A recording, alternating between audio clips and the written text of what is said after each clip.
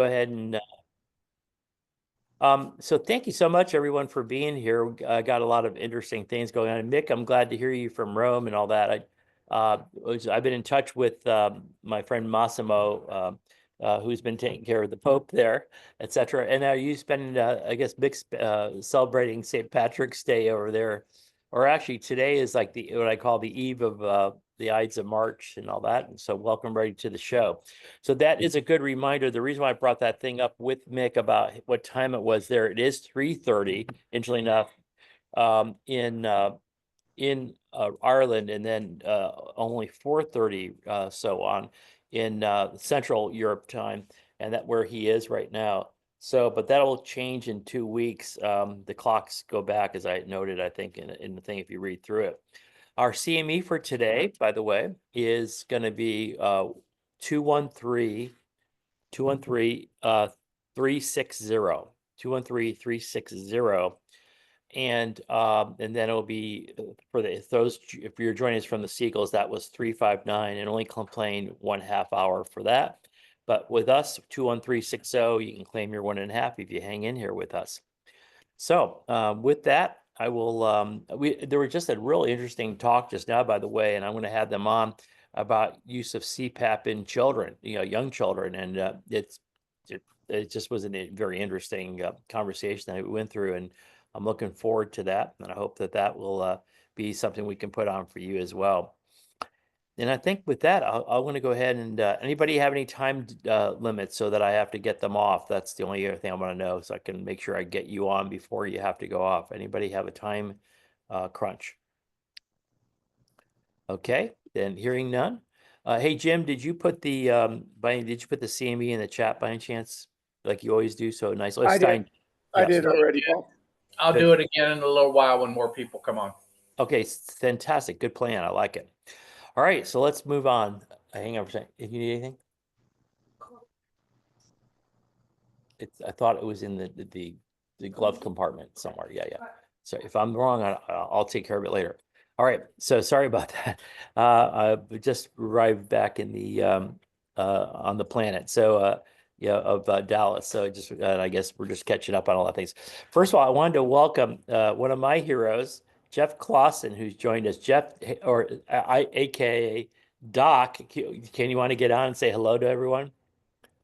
Absolutely. Hello from Salt Lake City, where it's still snowing. Oh God, I can imagine. Hey, so ASAP is coming out there, so we're going to hang with you, and you're going to turn us on, me and Jeff, to some of the best restaurants you have in town, right? So I think that's a good idea. Yeah, right. I'm really looking forward to seeing you as well. Yeah, Thank you for the kind words, by the way, that you wrote to me about the founding of the organization and the MSP, etc. Really nice words, and I really appreciate it. And I think if anybody doesn't know Jeff Clausen, then I'm going. Then it doesn't matter, right? It's one of those things. But so Jeff, are you still the technical head of the dispatch protocols, etc., in your organization there?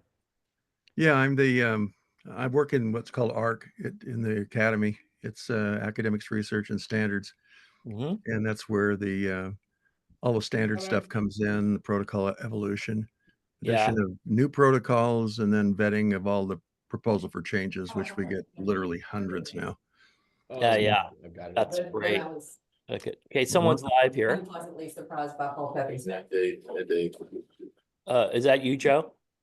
Joe, you might be live. So sorry. Thank you. Okay, good. Okay, got it. So in any event, what I was going to say was thank you so much then, Jeff, for being with us today. We really appreciate everything you've done for the practice and the specialty over the years, etc. And really, it means a lot. So, okay. All righty. So let's see. Let's go ahead and start with Cherie, just because out of courtesy, because of she got cut off last time when we got into a really great discussion about something like an infectious disease or something. I can't remember what it was, Cherie, but thanks for. So with that, why don't you tell us a little bit, for everybody else's sake, a little bit about your background, how you ended up here, right? Because you worked for the longest time for Red Cross or Heart Association, I'm sorry, for the longest time as well, correct? Yes, I did. Well, thanks for having me. It's a privilege to be here. And as the website says, sort of addressing those that are responsible for what, a third of the population of the United States. So like Dr. Pepe said, so my name is Cherie Murphy. I'm the executive director for National EMS Quality Alliance. My background is I started with the American Heart Association in their healthcare quality programs. Many of you are probably familiar with Get With the Guidelines. And so I spent a number of years doing healthcare quality improvement with that organization, and then eventually transitioned over to doing the Mission Lifeline program and I'm based in New York City. So worked on STEMI and LVO stroke protocol implementation, connecting the system of care between pre-hospital and hospital. I also am a certified EMT in New York State and volunteer with a fire-based rescue squad in New York State. And obviously now I serve as the executive director for NEMSQUA.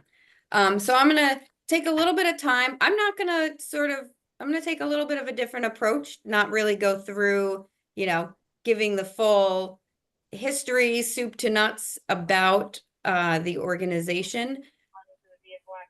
Just give me 1 second to share my slides. Are you seeing? In front of Fiddler's Creek. Are you seeing my slides now? You're welcome. Yep. Okay, perfect. Thank you. On So I think in all areas of life, at least for me, I think we want to know, are we doing a good job? Right now we're asking, are we doing a good job in the care that we are providing in the pre-hospital space? And how do we know if we're doing a good job? And so the concept of quality measures or performance measures in EMS, I admit, is not new or novel. There are numerous statements, review articles, papers published that suggest or recommend or advocate for development, validation, testing, and benchmarking of quality measures in EMS beyond the traditional times. In fact, one by this very group in 2008. And they all have similar conclusions. We need objective, standardized, balanced set of measures that address the broad spectrum of EMS care, can continuously evaluate system performance, the effectiveness of care, can be benchmarked to identify and promote the sharing of best practices. So that's what NEMSQUA aims to do, is really to operationalize these publications and operationalize the evidence through the development of EMS quality measures, and then provide tools and resources so that it can be done on a large scale and can be benchmarked. So today, is it perfect? Is it exactly what you want or measure in your system? Probably not.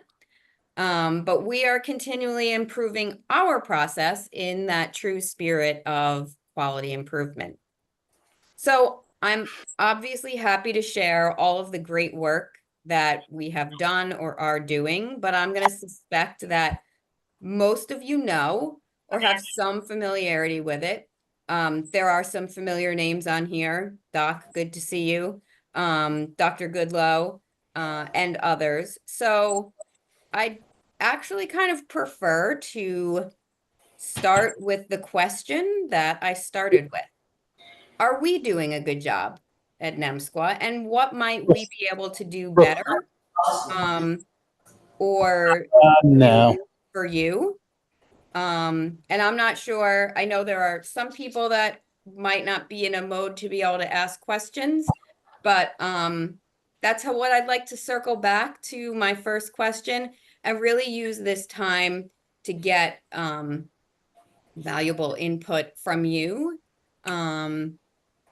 And I'll stop there to see if there are any questions or thoughts. And like I said, I'm happy to talk about all the work that we're doing, the Airway Collaborative, the Lights and Siren Collaborative, which has ended. You know, I'm happy, you know, what measures are in development now, but I want to use this time, if possible, to sort of pick your brains a little bit and get any input or questions that you all may have.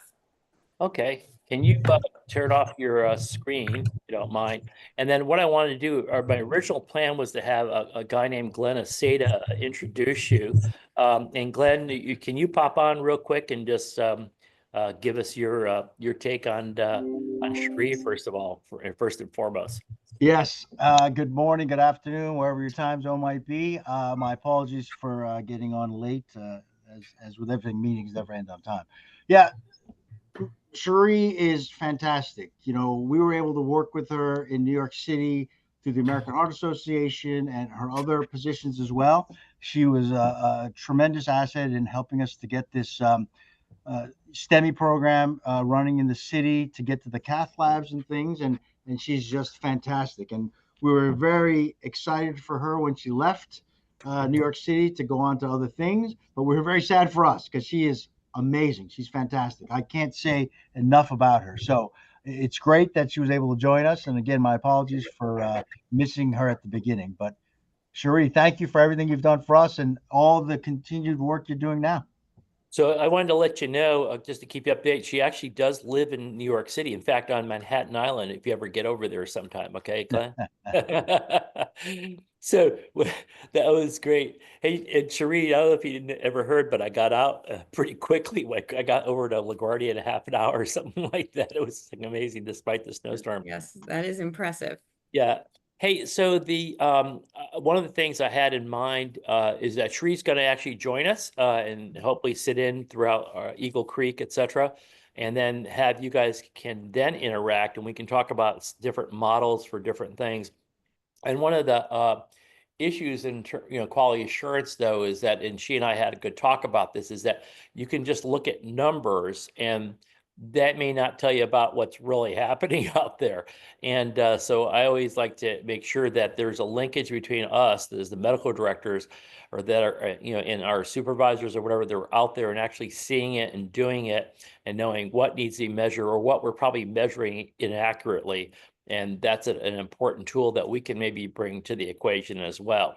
But I think also to say what are good benchmarks people should have, like as you referred to before, we tried to do that a couple decades ago, and we still want to kind of pursue that, etc. It's always been around response times and cardiac arrest survival rates. There's so much more to it, so that we should be checking out and how we perform in different areas. So that's my sort of big thing. Jim Augustine, let me pipe over to you. Would you have any comments about this? Yeah, our ability to move industries ahead rely on common definitions and work on standards. And NEMSCO's been able to do that. We continue to have a need for those in our all of our world of emergency care, remembering that we don't have standardized patients, but everything else that we do really relies on definitions and our ability to do comparison work. I work a lot on that in the emergency department world, and NEMSCO has been a great partner to do that in EMS. Thanks, Paul. Good to hear that. Now, anybody have any other comments or questions for her? Anybody for Cherie? Anybody else have any questions or commentaries that you'd like to make about that? Or if Cherie, yeah, I do. I have one question. Cherie, where are you in the community paramedicine world? Are you going to be developing standards and definitions in that area? That is a great question. There is no shortage of content for potential measures to develop. I think the current measure looking at proper assessment for the non-transported patients, which actually came out of the Florida Fair project, is sort of a toe dipped in that area. I think community paramedicine looks very different across different systems and things, but it is certainly an area to look to. So I can't say no. It's not an immediate in process project right now, but it is obviously something that needs to be looked to. And I do know, there are other national organizations, right, that are specifically focused on this. And I can see that as being a collaboration with those entities who specifically do that work to help inform that. So certainly on the radar, though, I will say it's not like an in-process project right now. Thank you So- for that answer. Yeah. A little commentary, or I don't know if you want to say editorial for me on that, is that one of the things that came to mind is that when we were out visiting the State Surgeon General in California, one of the things they want to do is better follow-up, for example, on postpartum patients, make sure they're in good shape, what their blood pressure is doing, and whatever it may be. And or in general, and community paramedics could have been a good asset that we could add to it. So the point being is that we may be adding a whole array of new things coming. Yesterday alone, when you talk about the non-transported patient, we're facing some problems down in Florida, well, across the country. But it is a risk not to transport. It used to be easy just to transport everybody, but then that's obviously doing things to the hospitals, and so making sure that people are doing a good follow-up, or even in the area of when patients decline care, have you covered all your bases instead of so that the family doesn't sue you for after 4 hours later they just drop dead, even though they signed all the papers and all that kind of thing. Yep. So so I think that's great areas to look at, let alone all the usual things we think about. Did you apply albuterol? Did you do this or that, whatever it might have been? Okay. Anybody else want to add on to my comments, by the way, or say anything else, or ask her any questions? Okay, then Paul, I'm just going to share one last slide here two last slides before Sure. we move on, just Yeah. for folks who might want to get more information or get more involved. Exactly what I was getting at for, so that's perfect. Yep. Oh, look at that. We're connected telepathically. Yep, we are. We've talked about that before, by the way, haven't we? Yes, we have. Yep. So you can become a member, become more involved, follow us on our socials. And then we also have specific feedback request form on our website. If you did have any specific feedbacks on measures or suggestions on measures for us to consider for the future, as well as my email, which I will put in the chat. And thank you again for the time, and I'll look forward to speaking with you all again. Good, and we look forward to seeing you in Florida as well. That'll be great for you hang with us, and that'll give everybody some. And we can even talk about some of these subjects, and that hopefully will help you brainstorm about things we should cover even better than we're doing now. All right. So with that, let me then move on to. I guess Jeff, you'd be the best person to go to. I guess I was looking around to see if Burjesh or any of his people showed up, and I did not, because they were supposed to have part 2 of their presentations that they didn't make last week, or they kind of did. So with that, I want to go ahead and jump over to Jeff Goodlow. I think everybody knows Jeff, our Eagle that is so good that he covers 2 big cities, Tulsa and Oklahoma City, and has been the chairman of the board over at ACEP, et cetera, and was a recent representative of ACEP along with various other people like George Solomon, et cetera. And went over to a meeting held in Chicago. Why don't you go ahead and tell us a little bit more about this with the American College of Surgeons and what they had in mind and what you came away with, and maybe if Nick's on, he can make he could do color commentary as well. Absolutely. Thanks for the time today, Paul. Great to see everyone. In fact, this meeting is still going on. Dr. Holcomb, who many of you know from Pre-Hospital Blood, is literally across the hallway in a session right now that I will give you some statistics about what they're talking about that will probably drain the color out of all your faces, and you're welcome in advance. So I think just a quick overview. This is the American College of Surgeons Committee on Trauma. They have a couple of key meetings every year. The spring meeting is their annual meeting, and in the fall, they're a part of the ACS Clinical Congress, which brings about 20,000 surgeons together, typically in Chicago or other, big cities in the fall.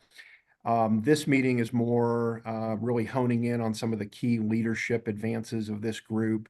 And many of us in EMS have not traditionally thought as much about ACS COT as we do ACEP, NAEMSP, maybe even, IAFF, IAFC, NAEMT, kind of the alphabet list. I can just tell you from working increasingly closely with this group as the senior national liaison from ACEP to them over 5 years now, I keep taking away more and more from the work that they are doing. I've been in Chicago all week. We came in and started the week. Paul was pretty obviously up to speed on all of this, very well aware. We are working on a multi-organizational manuscript on out-of-hospital traumatic circulatory arrest. I imagine in your systems, certainly like the ones I am privileged to support in Oklahoma City and Tulsa, sometimes these can be some of the hardest challenges for our young paramedics in determining futility in the field versus, do they do the full throwdown complement bundle of care, and then obviously high priority transport to an appropriate trauma center. These situations become all the more complicated as we get out into suburban areas, exurban areas, and of course, very, very challenging in rural and frontier areas in terms of, what is the survivability. Many of you may not be surprised. There is a shockingly low grade quantity and quality of evidence for essentially everything that we presently consider standard of care. This group is composed of representatives from, as you would imagine, ACS-COT, ACEP, NAEMSP, NREMT is participating in this. American Academy of Pediatrics is participating in this, and we pulled in the American Heart Association as well. So we've got some big players in this group. We are specifically looking at the role of crystalloids, blood, epi, chest compressions, airway management, thoracostomy, and transport in and of itself. What are the factors that favor transport versus factors that are essentially telling us this is a futile situation and transport to a trauma center is not advised? This obviously has huge implications for us in large urban systems. It may well help to guide us into future standards of care and very importantly, the ability to determine futility of resuscitation in the field, thereby saving transport to trauma centers and reducing the burden of care, not just on the patient family, but obviously in trauma centers as well, which can lead to increased boarding and all of those complications and dynamics for our systems. So that was an all-day meeting to start the week. Some quick highlights from the last 3 days. Pediatric readiness. Yes? Yeah, Jeff, if you don't mind, I just wanted to sort of, before you switch gears, I just wanted to sort of do kind of a quick summary. But one of the things, a commentary I can make is that a lot of what prompted all this really was the introduction of blood and plasma into the field, et cetera, because it really brought up the thing about using such a resource on, say a person who does have cardiac arrest, that they've gone asystole on us, versus the circulatory arrest patient who might need it the most. Okay, and that had sort of prompted that conversation about when you come upon a pulseless trauma patient, what is it? Is it circulatory arrest, or are they gone on to cardiac arrest at that point in time? That was part of it. But the other thing was the issue of disparities, where the blood, couldn't be available out in a rural area or wherever it may be, et cetera. And that was the other issue, is that the whole issues about disparity of the care and the survival rates, et cetera, in different places, and was part of what problem. So it was interesting that the blood kind of reignited this whole kind of. The second thing is, and we've been talking about this, is the geriatric population and the issues of falls on Xarelto or whatever it may be, right? And so that those are kind of some of the issues that I assume they addressed, and you're going to talk about in a second. But I just wanted to sort of put it in perspective that a lot of this is a systems approach, and in particular, we saw this as when they had the trauma center designation guidelines that came out recently. So, so with that, go ahead and give us some highlights from your point of view. Yeah, I think particularly to that paper, and obviously this is still very much in development, but the ideal is to work on a universal algorithm. This is definitely, different than ACLS. But I think we can definitely call from the Heart Association some of the modalities that we have seen that really have sort of a stickiness to it, if you will, in helping learners to take away the key concepts supported by the literature. So I think this will be a great paper. Look for it, hopefully to be accepted later this year. We're looking for multiple journals to publish this simultaneously. Obviously, some options include Journal of Trauma, Annals of Emergency Medicine, Pre-Hospital Emergency Care, perhaps even Circulation. So just kind of stay tuned for that coming out. One paper is not going to change the world, but at the same time, I think having some more robust discussion and peer-reviewed literature to support where we need to move that needle. It really is, I think we intuitively have a sense that maybe a lot of what we do does not have the strongest grade of evidence behind it, but leading the team on the role of crystalloids, for instance, and then being involved on the transport decision matrix team, I will tell you, it's truly shocking when you go into the literature as to how few documents are even there to begin this thing. So there must be a lot of reasons why we do it, particularly if we've been doing it a long time. And the reality is there is definitely a dearth of high quality research there. So for those of you actively involved with academic pursuits, and particularly if you have opportunities to mentor residents and fellows, there is just a wide open landscape of opportunities here to significantly bolster the literature. So Nick, you were there, and as our Eagle from Chicago as well, could you tell us, if you were to give me 4 bullets that you walked away with real quickly, say in a minute or so, what was it? Thank you, Paul. And it was good to see you, Jeff, at dinner at Valari last night. Some of the discussion we had specifically as it relates to the inability for pre-hospital blood transfusion in the state of Illinois and how it's currently not within the scope of practice for our ALS medics.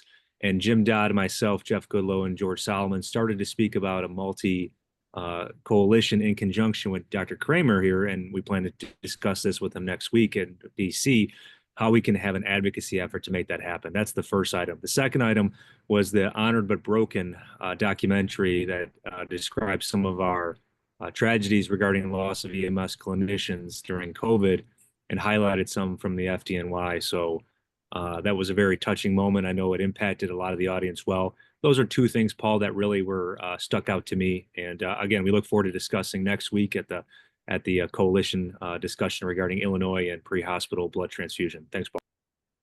Okay, good. Anybody else have any questions or answers or comments to make before I move on? Hey, And Paul, Matt, I'm gonna just post in the chat just a quick plug for this video, Honorable But Broken EMS in Crisis, that Nick wisely brought up. This is developed by NREMT. It is available for rent on Amazon. You can contact the producers of this for an official screening. Very compelling video, a very incredible resource to perhaps share with some governmental leaders. Really talks about the importance of better funding and organizing EMS on a large scale. It could not be more proud for NREMT and ACEP to have co-sponsored the screening of this here at ACS COT. The room was absolutely packed, and folks here are walking away. A typical attendee here is a trauma surgeon leader in their jurisdiction. We have all 50 states and 48 international countries represented at this conference. folks walked away, I think, with a brand new level of appreciation for everything we're doing in EMS, both urban and rural. And so just really appreciate our CSCOT leaders here. Yeah.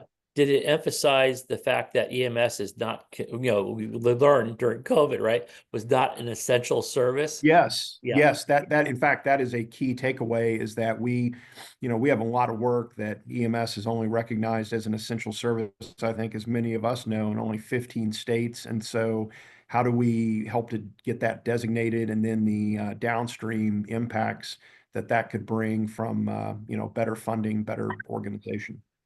Peter, before I go on to you, I was actually just going to call John Kramer, and he already put his arm up. So great, perfect timing. Nice. Thanks, John. I was just going to pitch to you, see if you had a commentary. So perfect. Well, folks that have heard me say this before will feel like I'm beating a dead horse, but the essential services issue is extremely important. There are now, I think, about 14 states that have defined it as an essential service, but the important take-home point is that defining it at a state or local level as an essential service doesn't guarantee funding.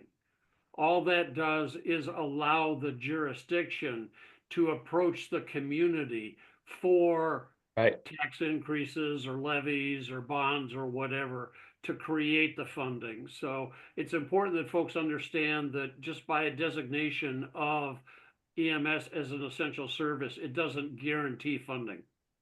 It's interesting that's a good point.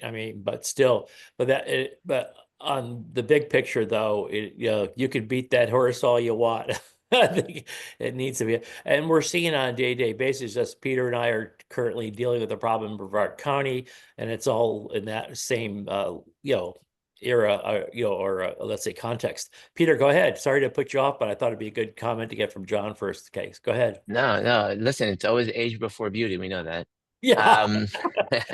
Now, who is the age and who's the beauty? I'm going off camera. I'll give them both. No, listen, I think it was Einstein said that in the midst of every crisis lies an opportunity. And I think that this crisis that Nick just mentioned, it's a great documentary. Bryony Gilby, the producer, did an amazing job. Her 3 kids are all paramedics, and that's kind of what exposed her to this. But when you juxtapose what's going on with Whole Blood, and now people, maybe for the first time, are recognizing, or maybe will soon recognize, how important EMS is. And you factor in the fact that Whole Blood costs us here in Palm Beach County, Broward County, $1,000 a patient. We bill $800. We only get $400. We're losing money every time we're doing this.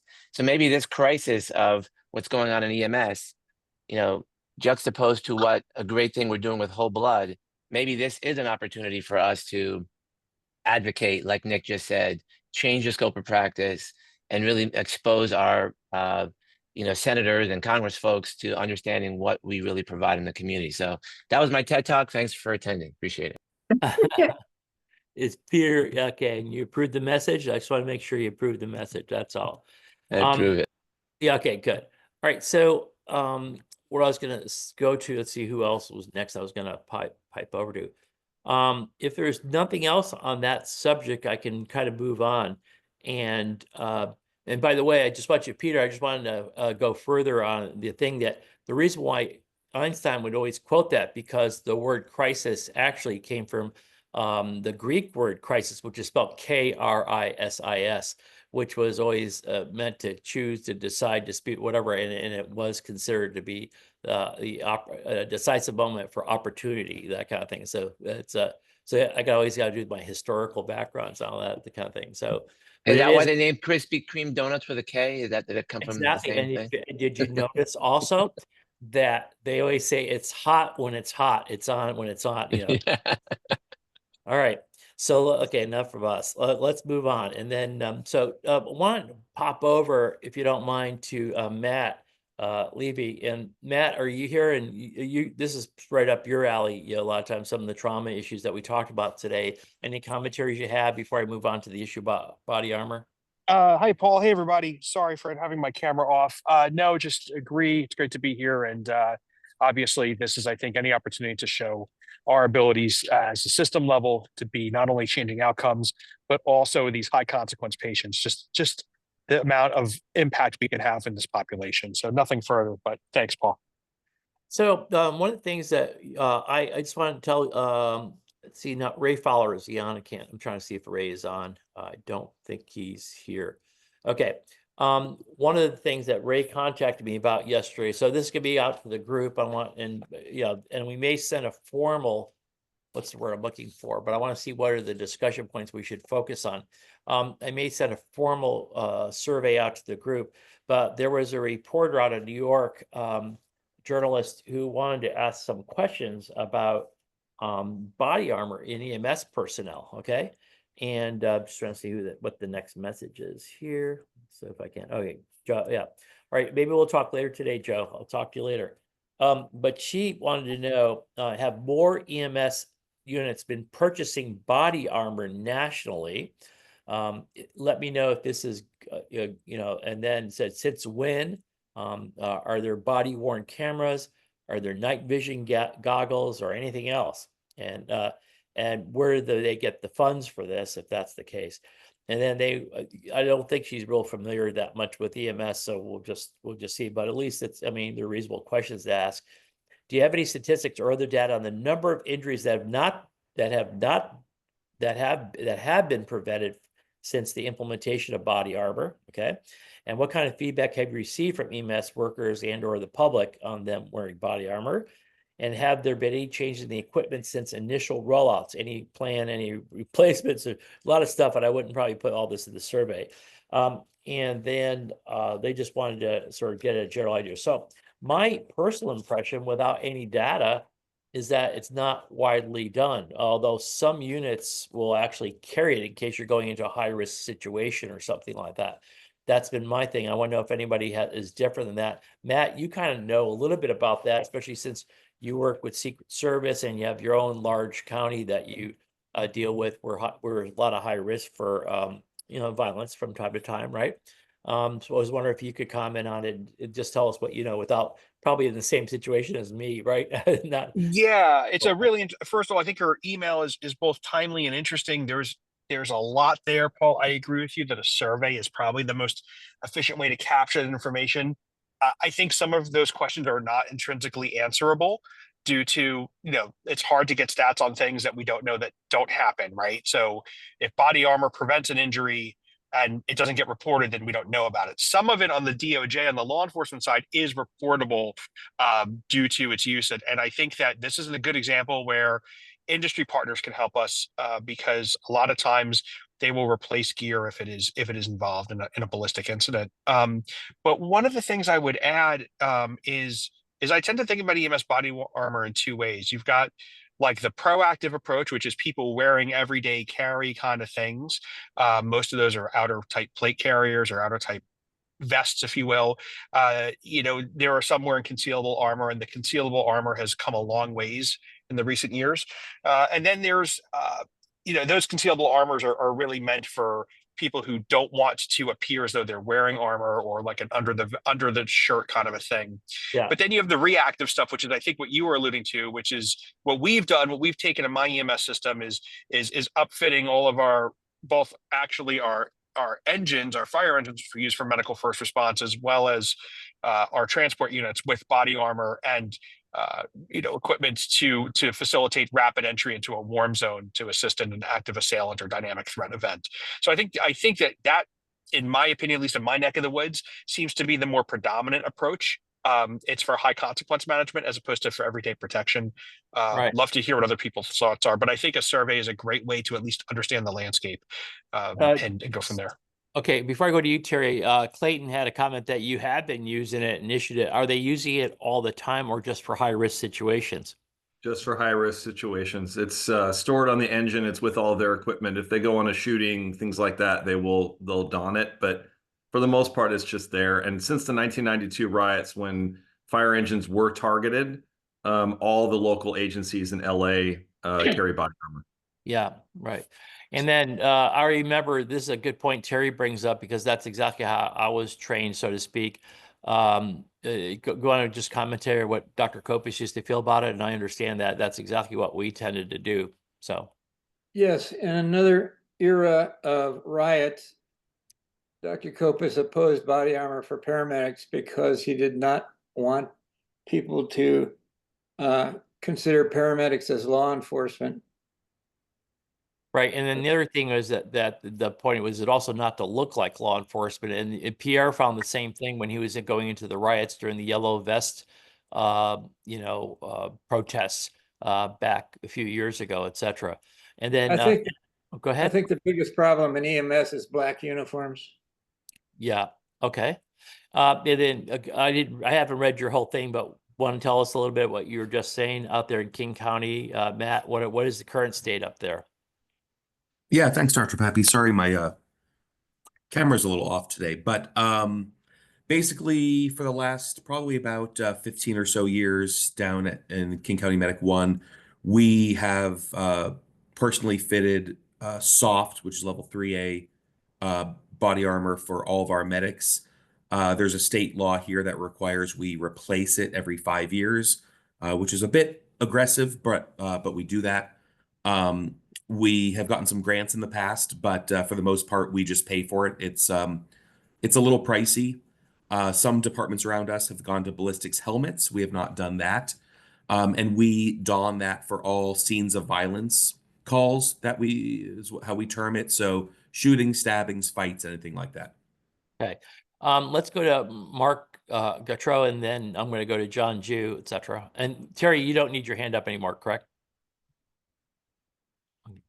Mark, go ahead. Yeah, no, we also do issue ballistic protection to all of our firefighters, largely used for tactical events, similar to what Clayton had pointed out. Just as, to put things into context, I know this stuff can be pricey, but in my view, it's just kind of a cost to society that really values the Second Amendment so much. I don't think that people should say, hey, we want to have our guns, but we don't want to protect our public safety and EMS personnel. I'm not big in the argument that it makes EMS look too much like cops. That's never been a complaint that we had. Most of our Worcester paramedics, when I was out east, wore them all the time. And the last point I'll make is that sometimes paramedics will say, well, I'll wear it when I'm in a bad neighborhood or in an urban neighborhood. But the only fatalities we ever had in the East were in these beautiful, bucolic rural communities where, we had one paramedic who was shot and killed by a farmer experiencing, a mental health crisis in his 80s. So these things are rare and they're very random. Okay. And then I'm gonna probably count on some of you guys later to I'll talk to the reporter today, the journalist today, but and then sort of defer it to a survey. But I'll at least I have a good feel for this here. John, go ahead. And, same thing for you, right, John Jew? Yeah, very similar to what others reported. There are actually two groups. First of all, our fire department, specifically Portland Fire, does have on all their apparatus level 3 body armor, which they put on during civil unrest or high risk situations. Our AMR colleagues also on an everyday basis have the option to elect to use body armor on a daily basis. By the way, the AMR body armor is bright yellow and it's very obvious and stands out here as well. We have had 2 or 3 assaults, one stabbing to a hand, one basic assault to our AMR medic. So this is not inconsequential. I'd be interested to hear from the rest of the group. Most of the body armor is ballistic, specifically for gunshot. But the real question, do you equip them for stabbings as well? And there are obviously some nuances to that. Back to you, Paul. Yeah. Clayton, you're telling an anecdote. We've had the same things happen here in Texas as well, which is interesting. But Andy, you want to go ahead and pose your question? Sure. I mean, I guess my question was, is there any evidence to support the path we're going down for the ad hoc use of it? I have a shady background in federal law enforcement before I was a doc, and Emphasis on the shady, right? as Park Service, it came with a cool hat though. Okay. So, but we were sort of early adopters of using like under uniform body armor, so it wasn't as obvious. But the rule with my boss was, if we issue it, you got to wear it if we're going to pay for it, you wear it every day. And if it's going in your trunk, you can buy it. Like it's either on your body or it's not sponsored. So I just wonder if there's evidence out there, maybe from the law enforcement community, of does it save lives or reduce injuries to suit up before the situation where you think you're going to probably get hurt, along the lines of what Mark was saying. I think, yeah, in my opinion, it's probably such a relatively rare event to date. Okay, I'm going to emphasize to date that maybe you can't. There aren't data enough to help us with answering that question. Part of it is you care about your personnel, so we'll make this available to you. That may be one reason for doing it. I don't know how unions feel about this or not, but that's sort of one of the things that comes to mind, as you know, that kind of thing. So, in any event. So with that, anybody else have any things to add to the question? I guess, is this a I guess it was Matt said, it's probably worthwhile doing a survey. I'll try to keep it simple, but I think I have a pretty good vibe from what we've heard about people who have used it. Anybody else using it that didn't put a comment in or didn't say anything? Hey, Eric, you're down out in those outward areas where there might be farmers and things like that, right? Ready to shoot you. Have you guys been using body armor at all out there? Yeah, so we issued everybody gets measured and has their own soft armor with an insertable plate. But Katie there's no farmers out here anymore. Okay, yeah, that's right. That's Rice good. Harvest Festival is a festival with no rice. But you know what? But it used to be. That's right. So things have, as I said, evolved. And then in Stein, you said we have it. What's it? What do you have? Yeah, we have it. We've had it donated by organizations over the years to equip everybody. I don't honestly believe that it's used much. I know that they keep it on a couple of apparatuses, especially like the Thames teams, etc. But it's something that we're still trying to figure out. And also, it doesn't necessarily help your head or side of your chest, etc. There's certain limitations to it as well. Terry, you had your hand up again. Let me go to you before I get off to the next series of. Yeah, I did. I'd be curious to know if any of the body armor protects against long guns, particularly assault rifle. Well, anybody know the answer to that? I was looking around Yeah, for Dustin. oh, hey, Paul, it's Matt. You want to take that? Yes, go ahead, Matt. Yeah, I mean, the short answer is it depends, right? Like everything else, depends upon the rating of the armor, and it depends upon the type of armor. The armor is only going to protect the area that it covers, right? So we're seeing this in the Thames world too. Someone mentioned Thames, where people are wearing more slicked down, smaller, more conforming pieces of armor. It's not going to protect what it's not covering. But the short answer is the plates that you heard people mention are designed to protect against rifle stuff. Most of the soft armor is really there for handgun rounds. But I think John Jew astutely pointed out that the protection against edged weapons is a different type of armor, and that a standard ballistic vest isn't necessarily going to protect against an edged weapon like a knife or a blade. So that's another consideration. There are some products that will do both. Thanks, Paul. Good. And I was going to say, yeah, being out on a lot of high risk warrants with the SWAT teams, we've had officers that were hit in other areas, in some serious areas, and almost lost their lives as a result. And Shay, tell us a little bit about what you guys, or why don't you comment on that, and also tell us what you're doing in Denver. Yeah, absolutely, Paul. When the DNC came to town, we got a significant amount of funding. That was before my time. To outfit every resource in the city with external plate carriers, helmets, everything as part of our rescue task force. They'll do the same thing for civil unrest and then any sort of kind of warm zone active shooter situation. We've been looking into replacement as we're kind of reaching the theoretical expiration dates on these, and it's quite cost prohibitive. So we're still kind of exploring our options there and whether we need to upgrade some of the plate carriers as some of the newer, more prevalent rounds that we're seeing are not going to be protected without a different plate. Let me just run this by John Kramer anyways. John, you know, in your years of doing this, has this come up as a question or anything you have any insights on, since we don't have a lot of hard data because there's not a lot of numbers? Yeah, for sure on the hard data and the numbers. I mean, it has been discussed for, oh crap, at least a decade that I'm aware of, probably more. And the discussions at the national level have really turned the decision making to local, what your threat and risk and threat levels are. Yep. All right, I think I got a general feel for this, so I can do response. We'll send out a survey. It'll be interesting. I just, yeah, I'm grateful that it has been.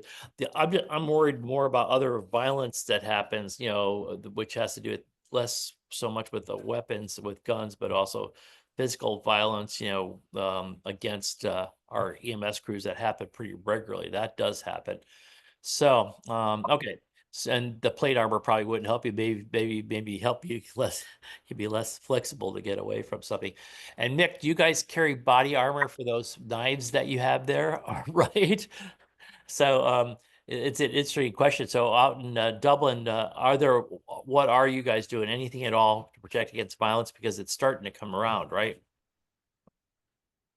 Oop, are you still there, Mick? Maybe. Oh, he's in Rome. Yeah. Having dinner. There you go. I'm still here. Sorry, question, Paul. Was what? Are you in the Piazza Navona, by the way? No.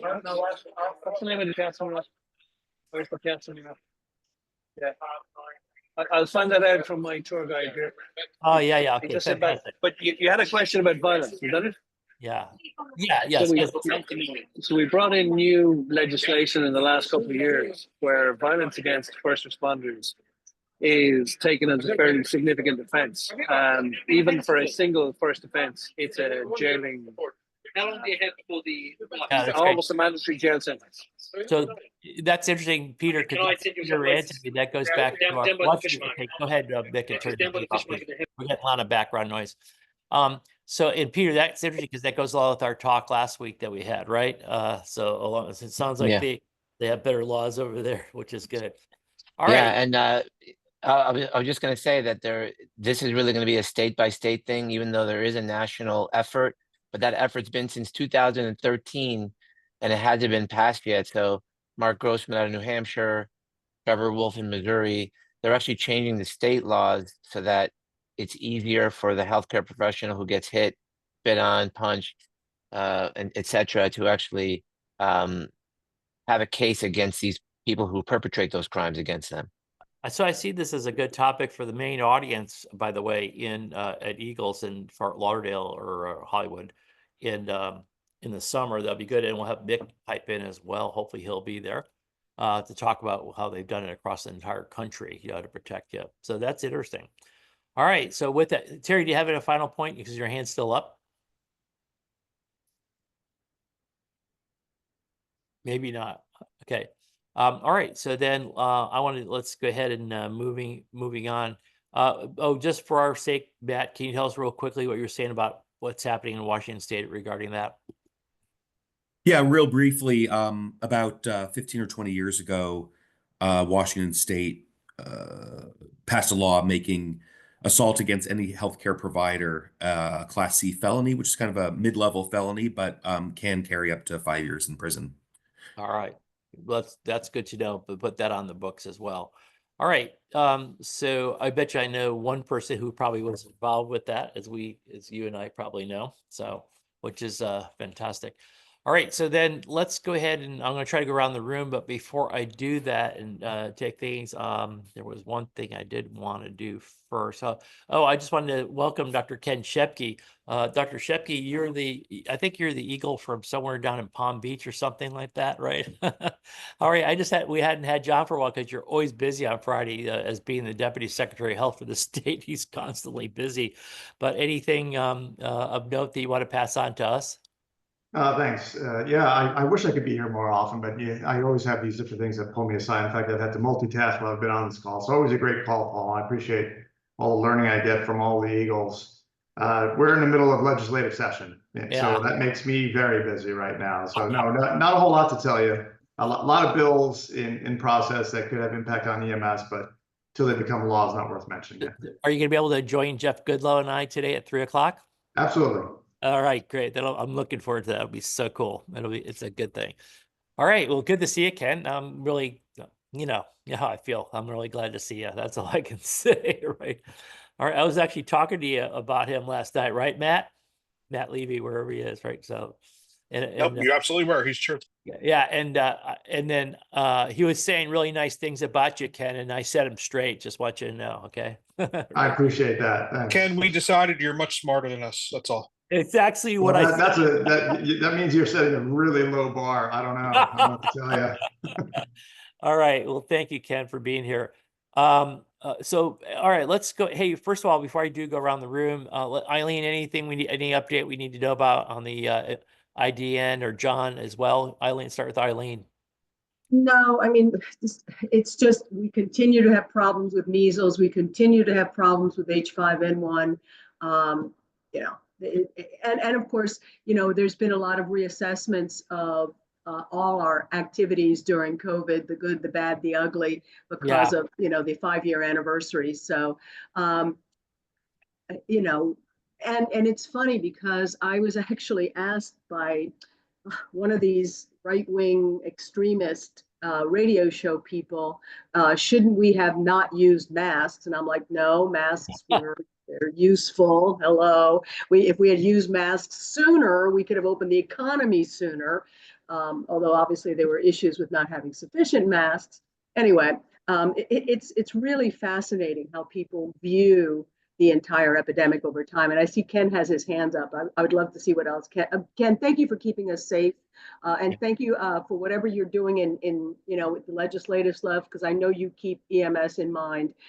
So just thanks. Well, I do. And thanks to you. When you mentioned the COVID thing, I just, that is one thing that is noteworthy. We are right on the cusp of launching a study on the use of monoclonal antibodies for long COVID. And I know there are millions that suffer from that. And the evidence, you remember years ago, we talked about how we felt one of the mechanisms was likely chronic viral infection. And sure enough, the literature has borne that out, that there is, and even there are some people from vaccine, there are some people that have long COVID-like symptoms from vaccine, and those people, there's persistent spike protein in them for whatever reason. They must not break down the messenger RNA, which is very, you know, that's certainly a very rare thing, but it seems to be common pathways that the spike protein is very toxic to the body, and its persistence in the body is what causes a lot of this chronic fatigue and brain fog. And that's what the literature is showing. And it took a lot of effort and a lot of lifting and cajoling, but we do have a partnership now with one of the monoclonal manufacturers, and we will be rolling out a study here with Nova Southeastern with Dr. Klimas. Paul, you remember her. And we're just waiting for final IRB approval, and we're going to be off to the races. So we should have an answer within about 6 months. Ken, I am so proud of you. So proud of you. That is such excellent news. And by the way, I send Nancy patients all the time. They come to me asking for, you know, based on the reports that we did, and I say, go to Nancy. She'll you know, so she'll fix you, right? Yeah. I think we're all inundating her, so I think she'll be happy to have the study done too. Yeah. So since I was the corresponding author on our paper, by the way, brilliant observation by Ken. He got reports from people, and we reported the first few cases because we know they hadn't talked to each other. There was not a sense that you could get better with the monoclonal. It just was going to protect you from getting worse. And so you had people who had this chronic syndrome that was just debilitating. And then their doctor said, we don't want you getting worse. Get this stuff. You were exposed. You better get this stuff. And then within 5 days, they're completely cured and it turned around. It's fascinating stuff. And by the way, one of the things I like to point out, not only because that was a brilliant observation by Dr. Shepke, and we got that off the ground, and now it affects millions and millions. And I think we know about people who are very sick, right? But there may be also, I think, a spectrum of people with long COVID that they somehow tolerate a little bit better, but they still have some issues, you know, that came from it. But one of the things I wanted to point out was, thanks to Eileen, I learned a lot of things, is that the issue of for example, the gut to brain, whatever it is that they have. But I learned about, I didn't know that a lot of our organs are I guess you would say immune privileged. Is that what you call it, Eileen? Like your eye is, for an example. So you can get a conjunctivitis, but it has nothing to do with what's happening inside your eye, correct? It can be, but yes, it depends whether it's just a conjunctivitis or a uveitis, right? Yeah. But I'm saying is, what I'm just saying, can you tell us a little bit about immune privileged organs? Give us a. Oh yeah, sure. Immune privileged organs include the placenta. It includes the ovum, which is surrounded by the cumulus oufus, which are those are the female equivalent cells. Those granulosa cells are equivalent to the Sertoli cells that make the sperm in the testicles immune privileged. Your joints are an immune privileged site. Did I say joints already? Yeah. Yes. Yeah. Yeah. How about parts of the gut? Not that I'm aware of. I don't know of any immune privileged sites in the gut. Okay. But they have, the gut is an amazing immunological organ in many ways. I mean, 25% of our immune cells are actually in our GI tract. Yeah. And then when we say immune privilege, tell us a little bit what that means now, right? You're less susceptible to get inflammation, but at the same time, you might harbor things there, right? Yeah, you can absolutely, because the immune system avoids the area, and the adaptive immune cells, they're not pre-exposed to the antigen. So, for example, in the thymus gland, cells are tested to see if they would react to the types of peptides that we have as part of our own body, right? And any hyperreactive T cell is eliminated and said, you must die, with a few exceptions that become Treg cells. But at any rate, those, and then they're regulatory. They're doing the opposite type of role. So they're tested in that way. Whereas the particular antigens that are, for example, in your eye, because that's an immune privileged site, that's never seen by the immune system. And by the way, a really famous story is, Braille, the language, right? Okay, Braille, the man who actually had an injury, I forget what it was, his left eye or his right eye, with a splinter in one eye, and that damaged allowed the immune privileged area to no longer be immune privileged. So he developed an adaptive immune response against his own antigens, and he lost vision in his opposite eye. So, yeah, so that just shows that when you break immune privilege, that can be a real problem for the body. But yes, absolutely, viruses and other critters can hide in immune privileged sites. All right. Well, anyways, I couldn't go a day without getting a great physiological lesson from you. And they didn't teach me about immune privileged organs when I was in, when I was in medical school. Let me put it that way, right? Or a training. So thank you. It was interesting. I learned so much from the two of you. So thank you both for that. John, anything to add on the IDN before I start going around the room? Just a quick word to add on what Eileen says. I think we're going to have trouble or concern with measles. As you know, there was a person with LA that had measles, and I think Philadelphia. So as well as I think Oklahoma. The bottom line is the cat's out of the bag, and I would say all the medical directors need to make sure that your responders are vaccinated, or you have a good idea where that is as well. The other one is the H5N. Let me interrupt you because so part of the deal, we have to make sure everybody's vaccinated, and if they aren't, then we need to maybe look at some protocol or a plan for that. Number two, what about if they're pregnant? Are they okay? Yeah, that's the real problem. I mean, I'll defer to Eileen here. Is that we really don't know. At least I don't really know the protection. It's probably of a pregnant woman here as well. I would have some caution regarding that person taking care of a measles patient. The problem with the measles patient is that you don't know they have measles until the rash in the hospital calls you, and you have measles later. A couple days later, and that's the real problem. We got a lot of kids with fevers and things like that. The other one is that, and correct me if I'm wrong to the audience, H5N1 was found in a mouse or rat. That's a little bit concerning. Anyway, back to you, Paul. But let me go to the measles things first. First of all, pregnant women. We traditionally do not vaccinate pregnant women when they're pregnant for the Yeah. measles vaccine because it's a live virus, even though it's a highly attenuated, incredibly safe virus. But there's no actual data about that, just so you know. We just, for, in abundance of caution, don't do it. The other thing is, yes, if the pregnant woman is fully vaccinated and assuming that her, that she got 2 good vaccines and no lousy version of it, she's probably okay in terms of handling somebody. So if you have a pregnant EMS person, that's okay. One more thing I want to mention is I've had a lot of people, in their 40s, which is just about that age, and early 50s, asking whether they need a booster dose. And I am giving, a second dose of the measles vaccines to that population, because I do think it's appropriate, regardless of their, especially teachers and things like that. Anybody with high exposure risk should definitely make sure that they're up to date. And then the thing about yeah, we're seeing it in a lot of critters, John. It's definitely adapted now to mammals, and it's, at H5N1, man, the fact that we're not doing everything in our power to get that underway, and the whole issues right now with the Moderna vaccine that was being developed, don't even get me started. And Matt has his hand up. I feel bad.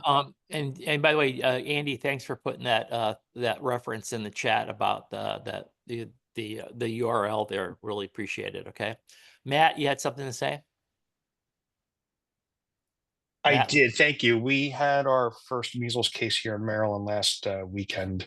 It was one of my crews transported a young child who was under the age for vaccination with some international travel. And I think John mentioned it, Arlene, you drilled on it, but knowing the vaccination status of our personnel and how to access that data in somewhat real time turns out to be super important. And over a weekend proved to be a little more complicated getting those OC Health records. So having a workflow for that is something that we had to change. Arlene, can you speak to for a second the utility of post-exposure boosters a little more, because that was a little new for me. And that was what was driving some of the discussion about whether or not people were fully vaccinated. So before you go to that, the first year where they did the double doses that worked really well, did that occur after 70, or is it are the ones in question between like 1960 to whatever it was? It's older than that. I thought it was 81. That's what I thought, but I'll defer to 89. 89. 89. When we had a major outbreak, and then it was recognized that we had to start doing 2 doses. The answer, Matt, to your question is 72 hours. It's just empirical evidence that that does give you a reduced risk of manifesting severe symptoms from measles. Okay. So yeah, up to 72 hours post-exposure. But you're right, it's not the typical stuff we learned a long time ago. Yeah, it was kind of news to me, and I was like, what's the not being difficult? I was like, what's the urgency? And then I realized, oh wow, there is something we could possibly offer these people. So very helpful. So thank you. And not to be redundant, because we've said it week after week, but remember, this stuff just lays there for a couple hours sometimes in the air of some room that you were in, and that it would be really worth it. How protective is a mask for this, Eileen? Like our typical N95s? An N95 mask would vastly reduce your risk. There's no ifs, ands, or buts, and that is what is recommended if you know that you are at risk and you're about to be exposed. So one of the things we did with our dispatchers, like for example, Mike Osterholm called me in May of several years ago and said, Ebola is coming to America. The next thing he knew was that it was there in Dallas in September. But what was good, we had plans in place that said if the dispatcher gets a call about a sick person, one of the questions you have to ask in pre-arrival instructions are, has there been recent travel, and particularly any recent travel overseas, or where they come from? And the same thing with our medics. They came about a sick person or whatever it might have been. So I hope that that's part of what we're doing today as well. All right. So I think that's a good one. Let's start going around because we're getting late in the day, but this has been a good discussion. Thank you, as usual, both of you, for being so brilliant. Did you see that brilliant comment by Terrence? What was it? Useful. He talked about a Swiss tourist. Yeah. Oh, is it like a Swiss Army knife, or I'm not sure what you're saying. measles vaccination required in Europe or encouraged? Oh, yeah, I get it. And measles measles is up in Europe as well. It's significantly up. So if you talk Yeah. about where people have traveled to, it's not just, you know, regions of the US where it's high, but regions in Europe too have to be considered. Yeah, I got it. Hey, Fiona, have you seen it in the UK? Fiona Marr, sorry to put you on a spot suddenly like that, right? Just curious, are you guys starting to see measles in UK? So it's not come across my radar, Paul. It's certainly not in the public domain. Okay. We are continuing to encourage people to get their kids vaccinated, but I'm not aware of major outbreaks in the UK at this time. Right. I think most of it, what we're seeing there is on the continent somewhere. So, okay. Well, thank you. Good to see you, by the way. Hello. Or let's just quickly go down to the, John, let's go to Jim Augustine first. I'm going to do some organizational things, Jim. If you're still on, I don't know if you're still on or not. Are you there, Jim? Maybe not. Oh, it's too bad I didn't capture him. I was going to ask him a little bit about anything from IAFC or if not, John Kramer, are you still on? Randy couldn't make it today. Just wanted to see if John Kramer, if you had anything to report for the Coalition on Blood. No, just our next coalition general meeting is next Monday at 12 o'clock noon. So if anybody That's is 10 not on- 10 days from now or 3 days from now? 3 days from now. Okay, got it. Okay. So if anybody's not on the list and wants to be, send me an email, please. Okay, sounds good. Eric, anything to add to that? So I don't know if I didn't see Don Jenkins on the list, but Don and his group approached the Texas State Legislature for $4 million rider for blood products. Okay. For this legislative session, and the chief of the finance committee just upped that to 10 million and stapled That's all? Well, good. That sounds fantastic. But what's the intended target for the money, though? It's going to be a grant funded program to get new programs off the ground in the state of Texas and support existing programs. Nice. Okay, very good. So others that want to get something going like that, they could say, well, they're doing it in Texas, maybe, and hopefully that'll work. Governor Abbott requested that the GTAC group look to figure out how we're going to put a unit of at least one unit of blood in every county in the state of Texas. Just for others who don't know, GTAC means the Governor's Emergency Trauma and whatever committee, and it's just a committee of various players from EMS, fire chiefs, EMS people, personnel, doctors, etc. And so that's what it is. John Kramer, go ahead. It looks like you got your hand up again. Yeah, just one other thing that just occurred to me, Paul. During EMS week on Thursday, which is designated as Stop the Bleed Day, the Red Cross and several federal partners are also going to be working on establishing a nationwide blood drive. Okay. So you all will see more about that in the near future. But if you're interested, work with your local blood suppliers and set up a blood drive for Thursday during EMS week. Yep. Which Thursday, May 22nd, everyone. Okay. Correct. All righty. Well, thank you. Let me see.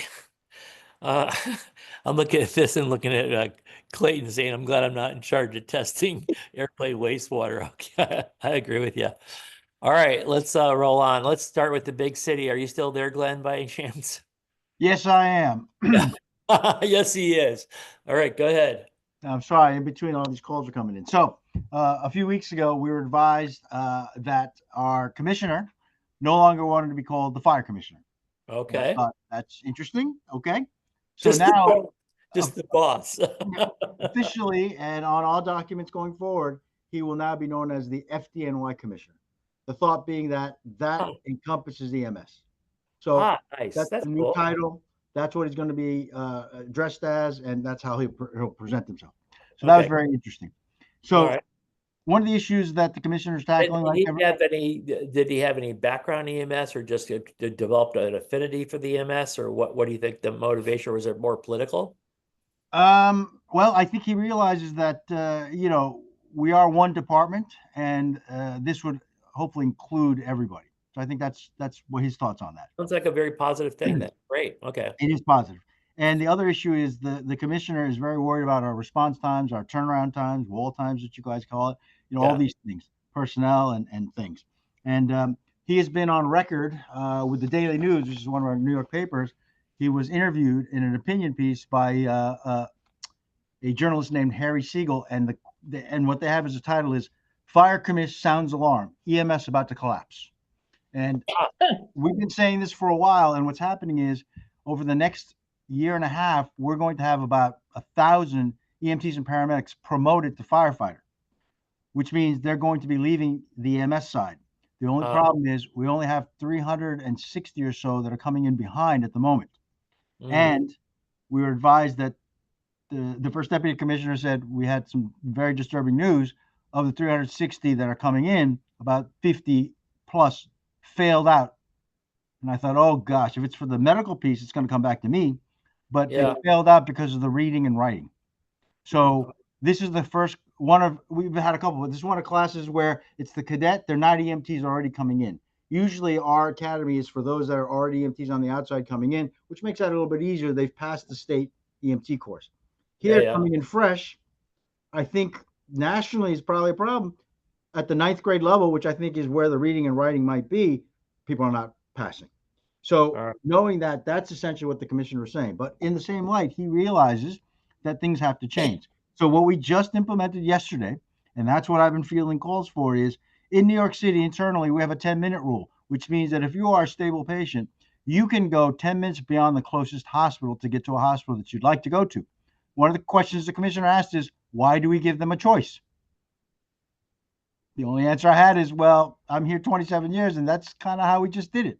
That's not acceptable anymore. Well, one of the rationales, though, I agree. I think in general, if it's a service straightforward, like they broke their arm or something. But in general, one thing I thought is I will bypass some hospitals if the patient is got a serious disease and their patient records have been at one place for a while. That's when I would permit that under those circumstances, right? Right. So it's in their best interest, right? The 10-minute rule, as we know it, is gone now. So now the new policy is for these stable patients, they will have the computer-assisted dispatch will advise the crew that there are 2 to 3 hospitals that are reachable, drivable within 10 minutes. Those are the choices. So people are going to say, just like you said, well, my records are somewhere else. If they're stable and they're not going to be allowed to go there anymore, because even though your records are in the network, it's not our issue. We're going to follow the state certified 911 receiving hospital that if you stubbed your finger just because you have your records at one hospital that's 20, 30 minutes away, we're not going to allow that. You have to go to the closest, or you're going to do a refusal of medical advice, which is really not a great term. When I'm in online medical control and I get people that say, I only insist on going there. Now we're going to try to stress this. Please understand that we're not refusing to transport you to a 911 receiving emergency department. We're just saying that we cannot go 30 minutes to another facility. For your stable finger injury, we are offering you these 3 hospitals that we can take you to. And now please understand you are declining transport. I like that too. That's the word I was gonna use too. So that's going to be documented. And when we ask them to sign the RMA, they're going to tell us, F you, I'm not signing anything. Okay. Document that they refuse to sign, and that's it. Now, we still have to have the Sloan Kettering patients, the cancer, these things will contact our online medical control, and they will be allowed to go there. The VAs also, they have to contact before they go. Understood. Special cases, now the trauma, the burn, and all those specialties, only the closest will come up recommended. That's just standard as it is now. But as you said, let's say there's a patient that had surgery, was discharged yesterday, and now his wound is opening up and there's pus. That's the case that going to the closest, as an ED attending, I don't want that patient. I don't know what this patient is. Can I take care of him? Of course. But it's better served going back to where they had the surgery. So in those case-by-case basis, the crew will contact our online medical control physician, discuss the case, and that can be allowed. That sounds like we're in sync on that then. That's great. Okay, good. Fantastic. So Greater New York Hospital Association, which represents all the hospitals, they are complaining and asking us to delay it because they fear that they can't get their patient back to their network. I understand that, but if it's not a critical case, they don't need to go back to the network. We do have to wrap pretty soon, but Peter, are you there? Just, I don't know if it's worthwhile telling them what we're facing here. That it sounds like something that has happened to Glenn in the past, by the way, especially when they pulled out support ambulance services. But tell them what's going on in one of your counties. Are you there, Peter? I don't know if he is there or not. Anyways, Peter Antemi, if you're there, hello. Okay, we could skip that. Hey, then let's maybe I'll have him talk to you about it next week, because it's an interesting thing is that what if all of a sudden one of your hospitals that it was a big hospital that accepted a lot of patients, what if all of a sudden they are just going to close down in a couple of weeks? What happens then? Especially when they're strategically located in a, let's say, a desert of where other hospitals are not around, et cetera. Then you have to go far, far away.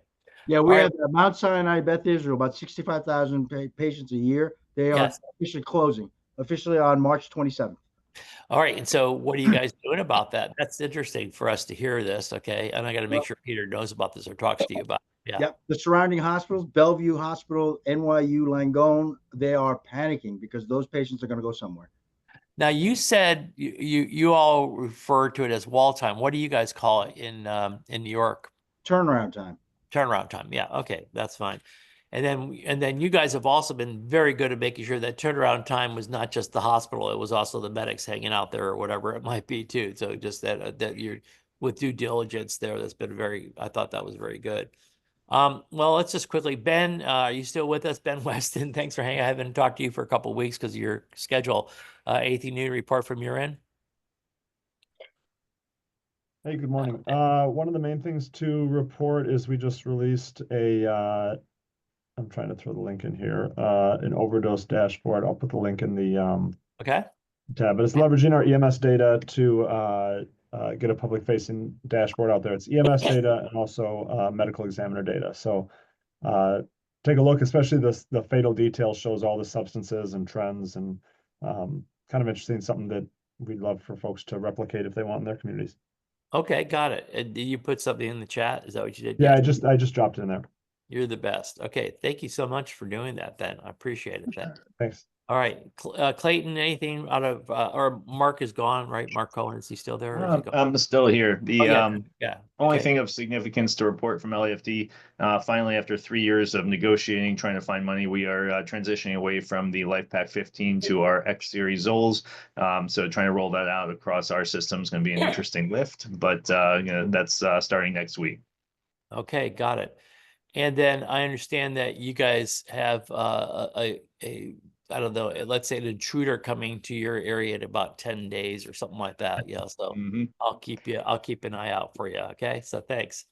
All right. Sounds good. That's it. And then would you know if you'll be able to come over to UCLA on that Tuesday, by the way? I have not figured out for sure, but working on it. Okay, good. I'll work out plan B to get down to the Santa Fe Springs. Okay. So anyway, so I'm going to probably give a couple talks there. It'd be good if you can make it.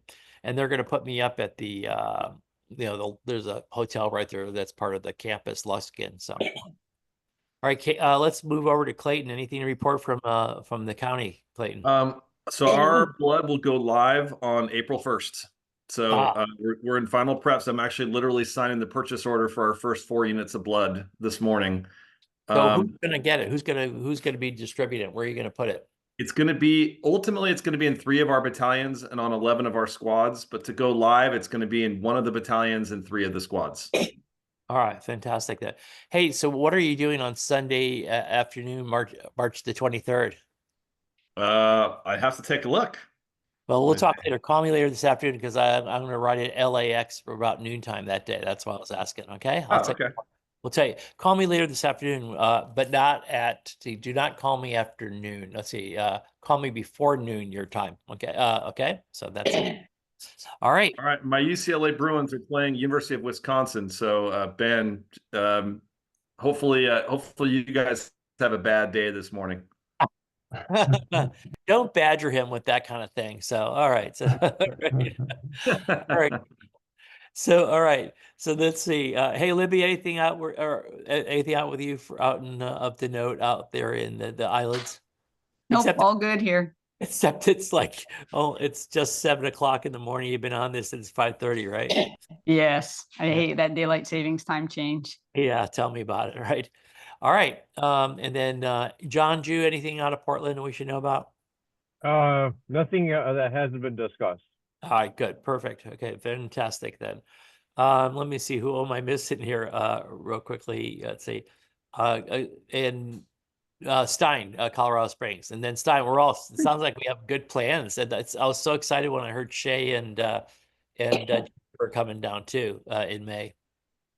Yeah, nothing new in our community. We're looking forward to having you out for our annual paramedic seminar and meeting with everybody. I already got my plane tickets and I've already got my hotel reservations. So we're in good sync. And you already made the reservations to the famous steakhouse. So what else could I ask for in life? That sounds good. All righty. Let's see. I'm trying to see if there's anybody else that I've missed. John, Terry, Bill. Bill, anything you want to report on from either from California or from the health department there at all? Yeah, we just have snow and more snow here. We have avalanches, and we've been digging out those skiers and ski patrollers. So far, the dogs and sensors have been able to detect them, and we've been able to dig them out. Yeah. We have injuries, but no deaths this year. Wow. Okay, got it. Hey, Mark, anything out of San Jose or the Peninsula period since Chris is not on? He's at another meeting. Yeah, no, not much new from the EMS point of view here. I do have to say that we've been having some weather stuff here in San Francisco. It's the coldest morning I've experienced this year, 44 degrees when I went to grab some breakfast. So it's hunkering down today. Yeah, I mean, I remember that like around Christmas time, it'd get a little cool because it'd get dipped down to the 60s or maybe, right? That's cold. It's awful. It's terrible. Yeah. Okay, well, that's it. And then we're having winds here today in Dallas. They're going to be, we hasn't hit yet. They say any time now, but it's going to be like 60 miles per hour plus in terms of gusts. I'm going to tell you, and then what happens is all this dust from West Texas comes over. I had this a week ago and my flight got canceled as a result. Let me show a quick picture. I'll show you what happened to the airport. I was driving into the airport and all of a sudden it was a clear, beautiful day in Dallas downtown. I'm driving to the airport and I show up and where is it now? It must be back here somewhere. Okay, it has to be after the meeting okay, here it is. Yeah, and then it looks like this. It looked like a snowstorm, but a brown snowstorm, and then there's the tower there, right? It was just awful, and it cleared up within an hour. Let me look at that. It just was awful. That's all I can You get skies like that sometimes during wildfire season. Yes, exactly right. That's what I was going to say. Hey, and David just joined us. You were on an airplane, David. Anything to report from your end? No. Where are you and where were you going to? I'm going to Charlottesville, Oh, that's Virginia. right. Yep, for the Jefferson EMS conference.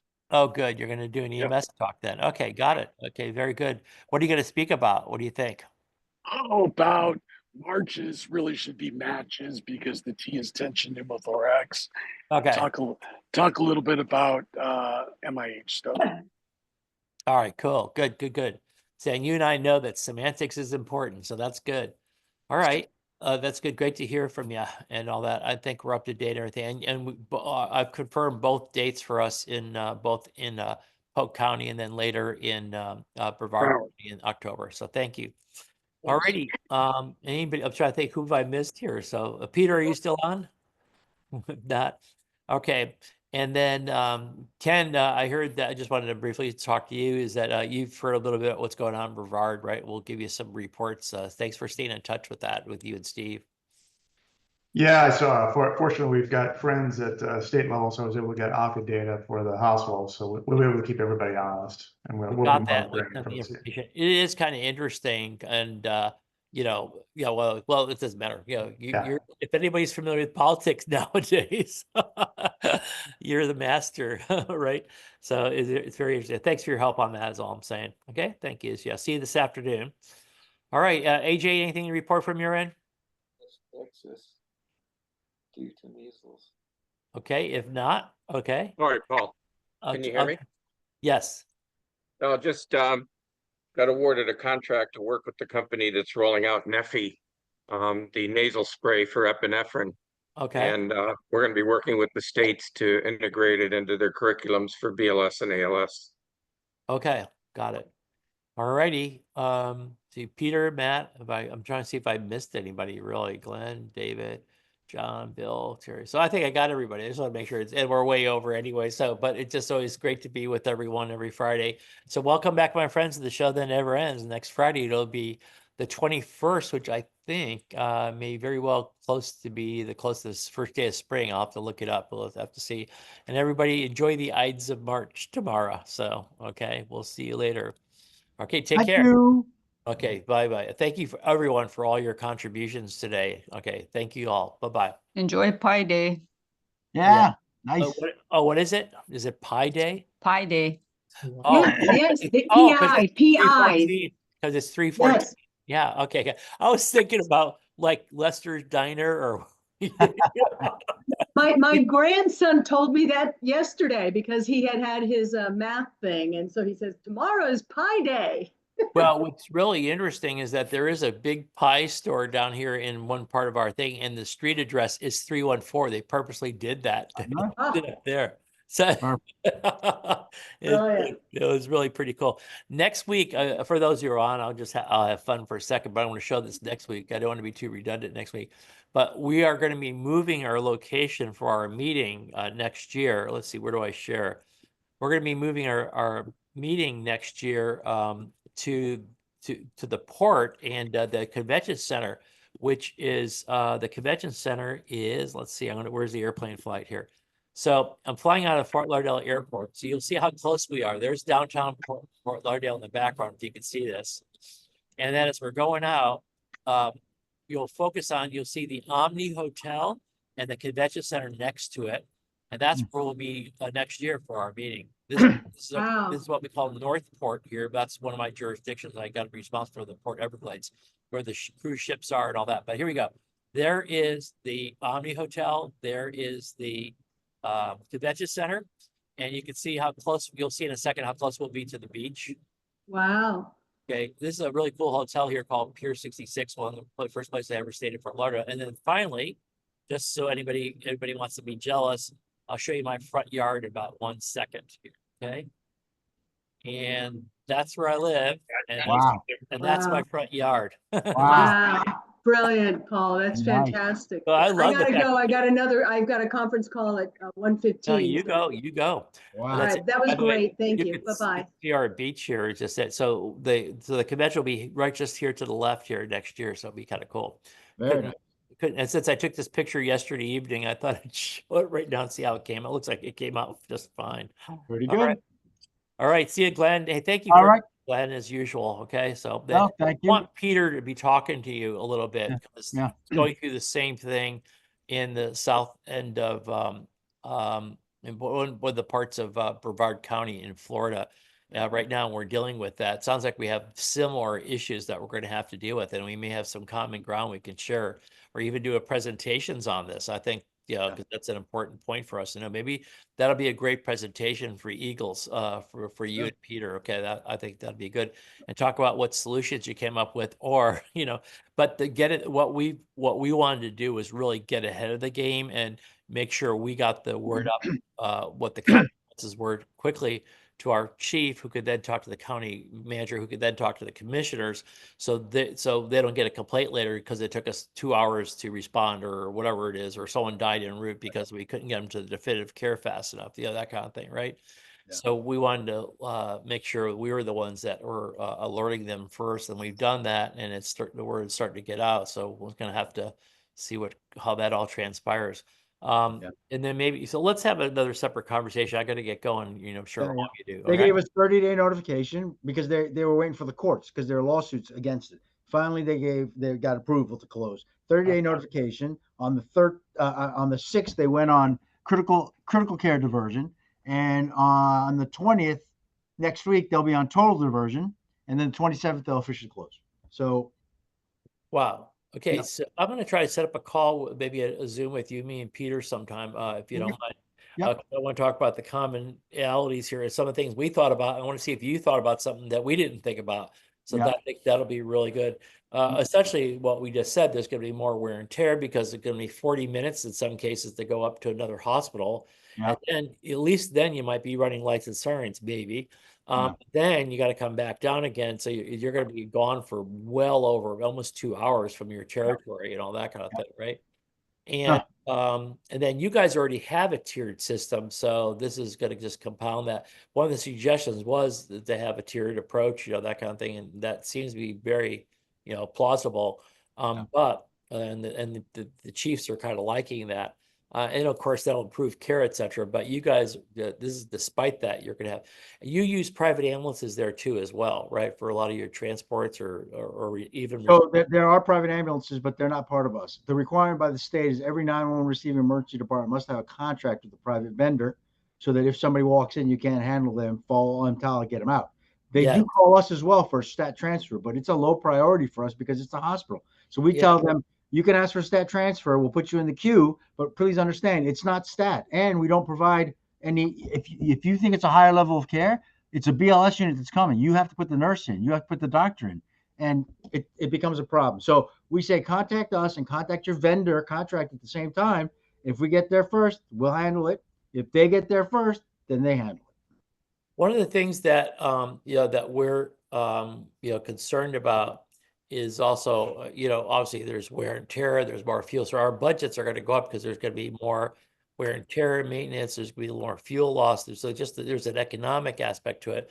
But then the whole issue we just brought up is that, let's say that this hospital handled OB, they handled STEMIs, they handled strokes. Now we may have to bypass, go even further past some hospitals that don't have those kinds of things, et cetera. I guess I don't know if we're geographically a lot larger than you are, but you have another problem. You have traffic, and that's kind of an issue as well to do. Hey, how's that bridge thing working out? The extra where you have to pay like $15 to get into this. Oh, the congestion pricing. Yeah, they dropped it to $9, which is a little more palatable. Yes. They're trying to get Trump to come in and cancel it. The governor is meeting with Trump today, apparently at the White House, to discuss certain things, and it's going to be we'll give you this if you give us that type of deal, because he wants some pipeline to go through New York State, and the governor was saying no, so there might be a compromise. I won't attack you for the congestion pricing if you let us get this pipeline through, something like that. So it's all politics, and we'll see. Yeah, it'll be interesting to see a lot of things there that'll come out of there. I'll try to see, at least the stock market went up, so fewer people jumping out of windows today, right? Oh my goodness. People's 401ks are just getting creamed. I mean, creamed. People have lost several $100,000 in the last couple of weeks, and so and it's not going to get better. There may be some, but I'm at least glad to see that thing. And part of that was because some of the other things that are happening politically right now. So just good. Absolutely. Globally, I should say. Mhm. Alrighty. Well, listen, thank you so All much. right. And as usual, Glenn, thank you for your friendship and your brilliance. We'll see you later. Take care. Thank you. Bye, everybody.